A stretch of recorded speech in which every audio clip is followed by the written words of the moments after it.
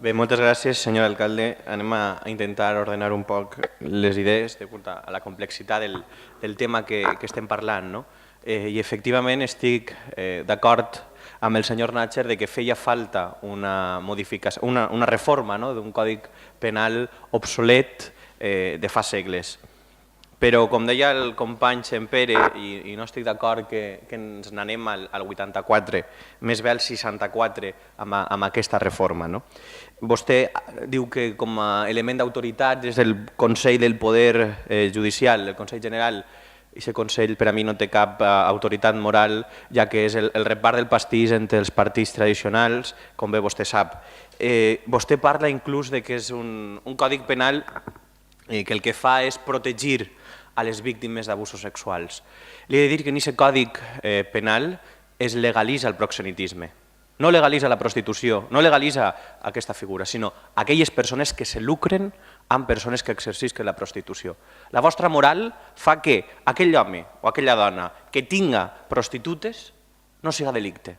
Ara bé, aquelles prostitutes o homes sí serà penat. Ixa és la seva moral. O la seva moral fa que van a penar en presó a les dones que lliurement avorten. Ixa és la seva doble moral, perquè m'ha sorprès que com a qüestions positives d'aquesta reforma estigueren temes de caire sexual.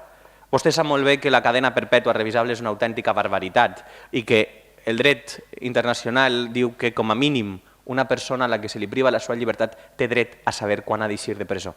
És un element bàsic d'un sistema garantista, d'un sistema de dret que vostès trenquen. Vostès trenquen perquè no es creuen en el sistema de dret, perquè no els va bé. Perquè vostès el que estan fent en aquesta reforma és no només volen asfixiar les famílies, no només volen que la gent perga cada vegada més drets, sinó que damunt no puga protestar perquè els perd, perquè els furten, perquè són drets que s'han conquistat gràcies a centenars i centenars d'esforços i de gent. I jo me ve a la cap, parlant del 64, cançons com la de Maria Albar Bonet, què volen aquesta gent?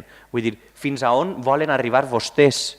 Vostès ara mateix criminalitzen a la gent que protesta. Però és ben curiós, s'obliden del que més alarma social està causant, que són els delictes de guant blanc. Si així el problema en Espanya no és que quatre el roben en fi, sinó el problema són els lladrons d'arma blanca, són aquells que se passen 14 hores en la seu del Partit Popular, la policia escorcollant per casos de corrupció i així ningú diu absolutament res. És blesa, és el saqueig de les caixes públiques, això és el drama i ahir vostès no han fet res. Vostès han obviat aquesta realitat. I totes les estadístiques diuen, ja no això acabe, que Espanya no és un país on hi ha excessivament delinqüència. No hi ha delinqüència a peu de carrer, pràcticament. Evidentment, la crisi s'ha agreujat.